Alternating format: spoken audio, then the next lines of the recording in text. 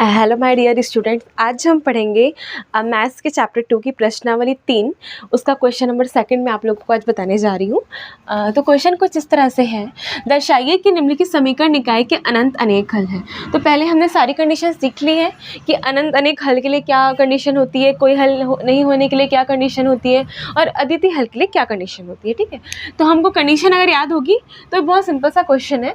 सबसे पहले हम लोग इस क्वेश्चन के समीकरण निकाय को नाम दे देते हैं, समीकरण 1 और 2।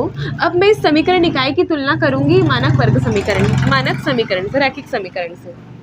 ठीक है, तो मानक रैखिक है ना समीकरणों से तुलना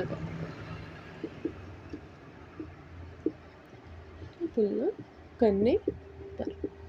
ठीक, तो मानक जो हमारा रैखिक समीकरण है वो किस फॉर्मेट का होता है, a1x plus b1y plus c1 is equal to 0, a2x plus b2y plus c2 is equal to 0, कुछ इस तरह का होता है ना। तो देखिए, अब हम समीकरण 1 की तुलना फर्स्ट वाले से करते हैं। तो यहाँ पे a1 की जगह क्या है 2, b1 की जगह b1, देखो y b1 की जगह में देखो यहाँ प्लस साइन है बट यहाँ क्या साइन है, माइनस है। हमको माइनस साइन भी लेना पड़ेगा क्योंकि ये पॉजिटिव में रहता है मानक। ठीक है, तो -3 ये पूरी वैल्यू किसकी हो जाएगी, b1 की। ठीक है, देन c1 की वैल्यू, अगर मैं ये साइड में मैंने प्लस लिया है, अगर मैं इसको इस पक्ष में लाऊंगी तो क्या हो जाएगा, ये माइनस हो जाएगा, -5।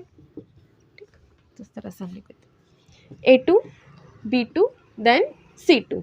तो a2 की वैल्यू देखिए 6 है, b2 की वैल्यू -9 एंड c2 की वैल्यू यहाँ पर है आपकी 15। ठीक, देन हम आगे बढ़ते हैं। अब हम लोग को क्या बोला है क्वेश्चन की अनंतता अनेक हल है ना। तो अब हमको अनंतता अनेक हल होने की शर्त पता होनी चाहिए। तो यहाँ लिख देंगे हम समीकरण निकाय के अनंततः अनेक हल होने के लिए प्रतिबंध, प्रतिबंध मतलब क्या होता है, क्या शर्त है। ठीक है ना, तो क्या शर्त है अनंतता अनेक हल होने की, कि a1/a2 equal to b1/b2 equal to c1/c2, कि तीनों अनुपात बराबर होने चाहिए, तीनों के चरों के अनुपात। ठीक, तो ये फर्स्ट चर लेते हैं हम a1/a2, तो वैल्यू पुट कर देती हूँ मैं सबकी, b1/b2 देन c1/c2। 15 भी माइनस में हुआ ना। ठीक है, अब इसको हम लोग डिवाइड हो रहा है तो डिवाइड कर देंगे, तब हमको अनुपात इक्वल है कि नहीं पता चलेगा। ठीक है, देखो 2 की टेबल में 1 और ये 3 टाइम्स में आता है, 3 एकम 3, 3 तिया 9, 5 एकम 5, 5 तिया 15 है ना। ऋण से कट गया, यहाँ ऋण से कट गया, सब जगह हमको क्या मिल गया, 1/3 बराबर 1/3 बराबर 1/3, जो कि इस कंडीशन को क्या कर रहा है, संतुष्ट कर रहे हैं, है ना। इस कंडीशन के हिसाब से जो होना था यहाँ पर वही है ना। अनुपात तीनों के क्या हो गए, बराबर हो गए। इसका मतलब हम लिख सकते हैं कि प्रदर्शित करता है कि नहीं, दर्शाने के लिए बोल रहा था, हमने दर्शा दिया। ठीक है, तो हम लिख देते हैं अतः समीकरण निकाय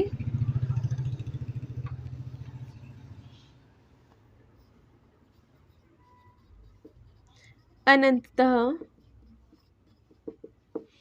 अनेक हल प्रदर्शित करता है। ठीक है, बहुत ही सिंपल क्वेश्चन था, एक बार रिवाइज कर लेते हैं। जो समीकरण दी रहेगी उसको 1 और 2 नाम दे देना आप। मानक वर्ग समीकरण इस तरह का होता है, उसको हम लिख दिए, हमने तुलना की, a1 a2 की वैल्यू निकाली, b1 b2 की वैल्यू निकाली और c1 c2 की वैल्यू निकाली। ठीक है, देन अनंतता अनेक हल होने का प्रतिबंध क्या होता है, a1/a2 equal to b1/b2 equal to c1/c2, उसे वैल्यू को पुट किया, देन उसको डिवाइड किया, तीनों ही डिवाइड करने में हमको सेम वैल्यू मिली, सेम अनुपात मिला। इसका मतलब है कि समीकरण निकाय क्या है, अनंत अनेक हल को प्रदर्शित करता है। बहुत ही इजी क्वेश्चन था, आप लोग बना के देखिएगा। देन हम आगे बढ़ते हैं, आगे का क्वेश्चन है क्वेश्चन नंबर 3।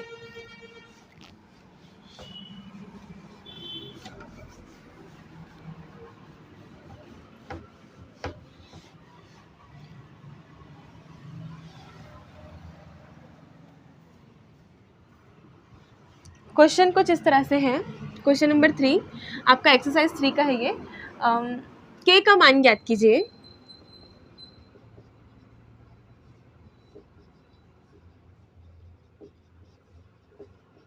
यदि निम्नलिखित समीकरण निकायों निकायों का कोई भी हल ना हो। ठीक है, 3 कंडीशन है ना, अद्वितीय हल वाली है, कोई हल वाली नहीं है, और अनंत अनेक हल वाली है। ठीक है, तो के का मान ज्ञात कीजिए यदि निम्नलिखित समीकरण निकायों का कोई हल ना हो।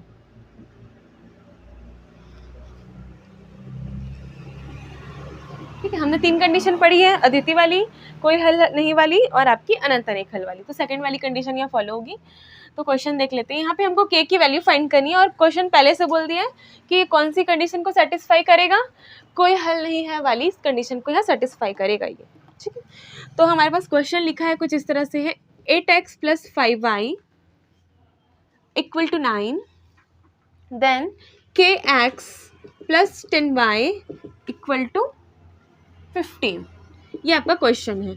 अब हमको पता है कि ये कोई हल नहीं वाली कंडीशन को सेटिस्फाई करता है, तो हमको किसकी वैल्यू चाहिए, के की वैल्यू चाहिए। ठीक है, तो सॉल्व करेंगे, देन यहाँ पर लिख देंगे समीकरण निकाय से तुलना करेंगे ना हम मानक समीकरण से,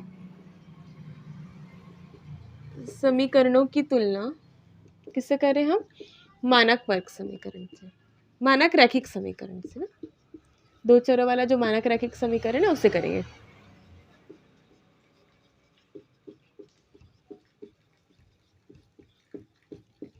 ठीक है, मैं तुलना करती हूँ, है ना, a1x + b2y, है ना, प्लस c2 = 0, a2x + b2y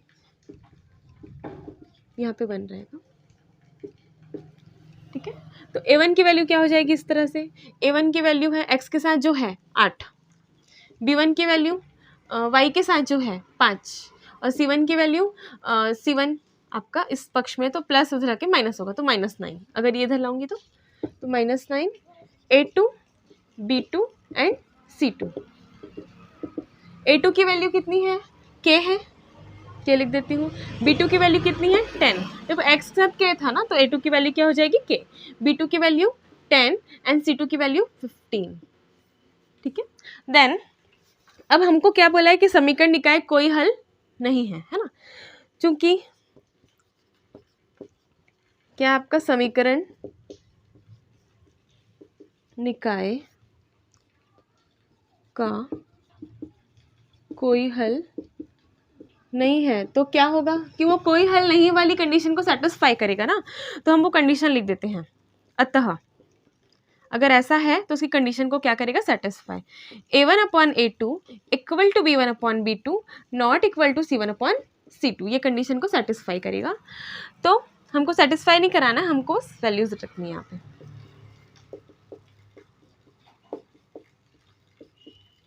ठीक है, देखिए ये आपका इक्वल नहीं होगा, है ना, और है भी नहीं इक्वल, तो वो ठीक है। देन हमारी जो वैल्यू निकलेगी इससे तो कोई मैटर नहीं, क्योंकि अब इसकी तुलना हम इसके साथ नहीं कर सकते, क्योंकि ये वैसे भी अनइक्वल है, इसकी तुलना इसके साथ भी नहीं हो सकती क्योंकि ये इसके साथ इक्वल नहीं है, तो इसको हम क्या कर देंगे, हटा देंगे यहाँ से। हमको के की वैल्यू चाहिए तो वो इन दोनों अनुपातों से ही मिल सकती है।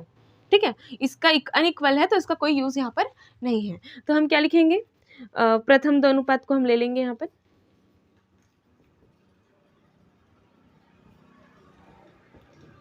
क्योंकि तीसरे वाले का कोई यूज़ यहाँ पर नहीं होगा।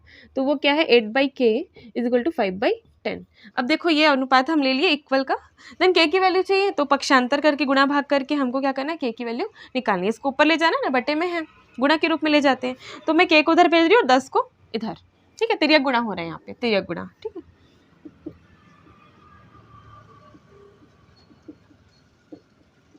ठीक है, क्रॉस मल्टीप्लाई करते हैं हम, तो 8 × k 10 = 5 × k। ठीक है, देन अब इसको मल्टीप्लाई करो, 80 आएगा, यहाँ मल्टीप्लाई करेंगे 5k आएगा। ठीक है, हमको सिर्फ k की वैल्यू चाहिए, ना कि 5k की, तो 5 को भी यहाँ से हटाना है, तो इंटू में 5 है, इधर आएगा तो क्या हो जाएगा, डिवाइड में 5 चले जाएगा, तो यहाँ पर ले लेती हूँ मैं 5 और यहाँ पे लिख देंगे हम k। अब इसको डिवाइड कर लो, 5 की टेबल में 5 1 5 एंड 3 बचता है ना, 5 6 30। ठीक है, 16, तो k की वैल्यू हमको मिल गई 16।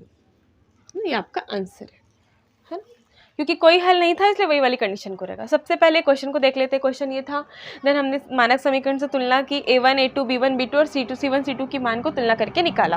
देन क्वेश्चन में लिखा था समीकरण निकाय का कोई हल नहीं है तो इसको हमको सॉल्व करना है। तो कोई हल नहीं है की वाली कंडीशन मैंने लिख दी। देन थर्ड कंडीशन में अनइक्वल है और आया भी अनइक्वल दिख भी रहा है, तो हमको इसकी कोई ज़रूरत नहीं है। इक्वल वाला हम अनुपात को ले लेंगे और तिर्यक गुणा करेंगे, देन हमको k की वैल्यू मिल जाएगी। तो इस तरह के क्वेश्चन को ऐसे ही सॉल्व करना है, ठीक है। तो क्वेश्चन नंबर सेकंड और थर्ड, इसका फर्स्ट था, थर्ड का फर्स्ट था। आप लोग सेकंड और थर्ड बना के देखिएगा। अगर आप लोगों को कोई भी डाउट रहेगा तो आप कमेंट सेक्शन में लिख दीजिएगा, फिर मैं आपको उसको क्लियर कर दूंगी, ठीक है। क्योंकि ये इजी है तो हम आगे बढ़ते हैं दूसरे क्वेश्चन में।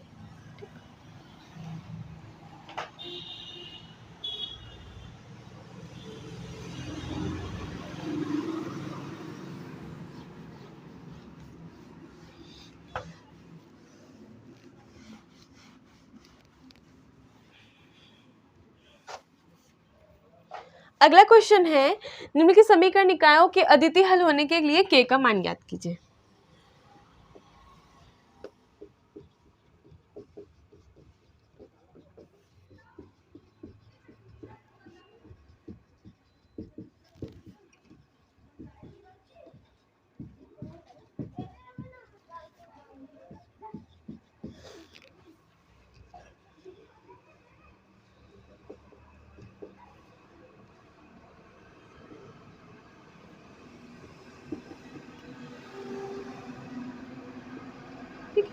तो अद्वितीय हल होने के लिए आपको अद्वितीय हल वाली कंडीशन को ध्यान में रखना है, बाकी सेम बनेगा।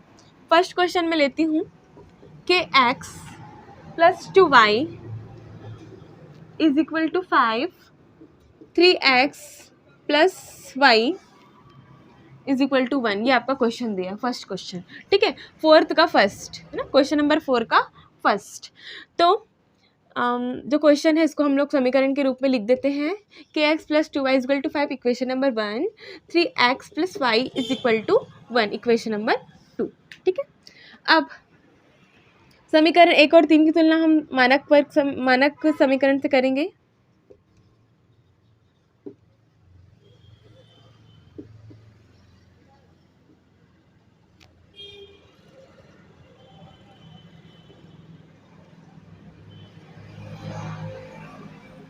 ठीक है, तो मानक समीकरण क्या है आपका, a1x b1y plus c1 is equal to 0, a2x plus b2y plus c2 is equal to 0, ठीक है। तब फर्स्ट समीकरण की फर्स्ट से करते हैं, तो a1 की वैल्यू यहाँ पे क्या होगी, k, x और x दोनों में ही है, k1 a1 बराबर k, b1 बराबर b1 2, ठीक है, और c1 बराबर प्लस 5 इधर आके क्या हो जाएगा, -5, तो c1 बराबर -5, ठीक है। देन और समीकरण 2 की तुलना करते हैं, तो a2 बराबर क्या हो जाएगा 3, b2 बराबर क्या हो जाएगा, b2 देखो y के साथ कुछ नहीं मतलब 1 है, ठीक है। तो b2 का मान हो जाएगा 1 और c2 का मान हो जाएगा ये -1, इधर आएगा तो -1, ठीक है। देन आपका क्या बोल रहा है, समीकरण निकाय का अद्वितीय हल है ना, तो उसके लिए k का मान ज्ञात करना चाहिए। तो अद्वितीय हल के लिए जो कंडीशन है वो क्या है, समीकरण निकाय के अद्वितीय हल होने की शर्त क्या है, a1/a2 not equal to b1/b2, ठीक है। तो a1/a2 मतलब k/3 नॉट इक्वल टू 2/1, ठीक है, इक्वल नहीं है ना। इसके आगे हमको कोई इक्वल है अनइक्वल है हमको कुछ नहीं पता ना, इसके आगे नहीं होता, ठीक है। तो इसको आगे वाला हमको लेना भी नहीं है, हमको जो कंडीशन है बस उतने में ही मान रखना है, ठीक है।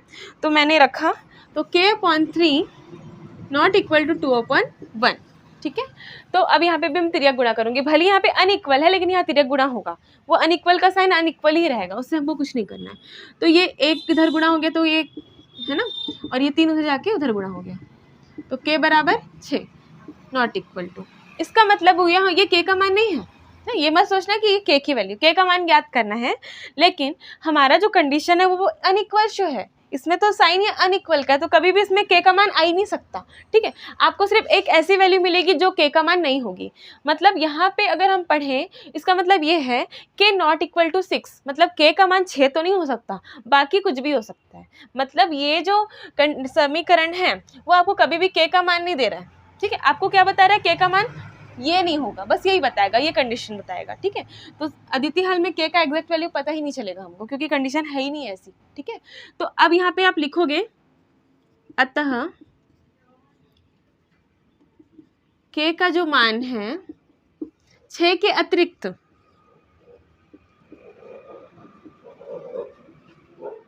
है ना, सभी वास्तविक मानों के लिए सत्य होगा। सभी वास्तविक संख्याओं के लिए क्या होगा, वो वास्तविक संख्या होनी चाहिए, इमेजिनरी नंबर नहीं होगा, है ना। हमने वो पढ़ा भी नहीं, इमेजिनरी नंबर जो आयोटा के फॉर्म में था वो सब नहीं हो सकता।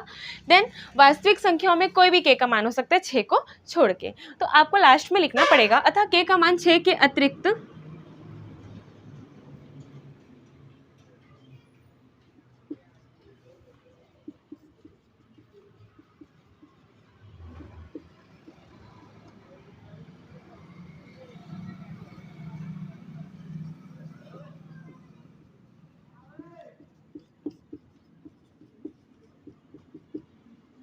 ठीक है, मतलब 6 के अतिरिक्त अन्य वास्तविक मानों के लिए सत्य होगा। अगर 6 छोड़ दो, बाकी कुछ भी k का मान हो, सबके लिए k बराबर 6 कुछ और हो सकता है, लेकिन आपका 6 नहीं हो सकता, लेकिन वो संख्या हमको नहीं पता क्या है, ठीक है ना। तो हमको बस ये लिखना है k का मान 6 के अतिरिक्त अन्य वास्तविक मानों के लिए क्या होगा, सत्य होगा, लेकिन इसके लिए सत्य नहीं है, ठीक है। इस तरह से हमने पढ़ा इसको। आपको समीकरण निकाय का अदिति हल बोला था, तो सबसे पहले इक्वेशन लिखनी है सब में हमको, देन मानक समीकरण से तुलना करके इन तीनों की वैल्यू हमने निकाल दी। देखो हम तीनों ही निकाल लेते हैं, जहाँ जरूरत नहीं है तो यहाँ नहीं भी निकालोगे तो चलेगा C1 C2 का, क्योंकि जरूरत ही नहीं है यहाँ पे, ठीक है। फिर भी एक हैबिट है तो पूरा भी लिख सकते हो आप। अब समीकरण निकाय के अदिति हल होने की जो शर्त है उसको हमने लिखा, वैल्यू पुट की, त्रिया गुणा किया, k नॉट इक्वल टू 6 आया तो हमने लिख दिया k का मान 6 के अतिरिक्त सभी मानों के लिए क्या हो जाएगा, सत्य हो जाएगा, ठीक है। इस तरह से क्वेश्चन सॉल्व हुआ। तो इसका भी आप लोग, है ना, 3 क्वेश्चन और है इसके। ये फर्स्ट क्वेश्चन मैंने बताया बहुत ईजी क्वेश्चन है, इसलिए मैं पूरे नहीं बता रही हूँ। सेकंड, थर्ड, फोर्थ आप लोग बनाइएगा। अगर कोई भी डाउट होगा तो कमेंट सेक्शन में पूछोगे तो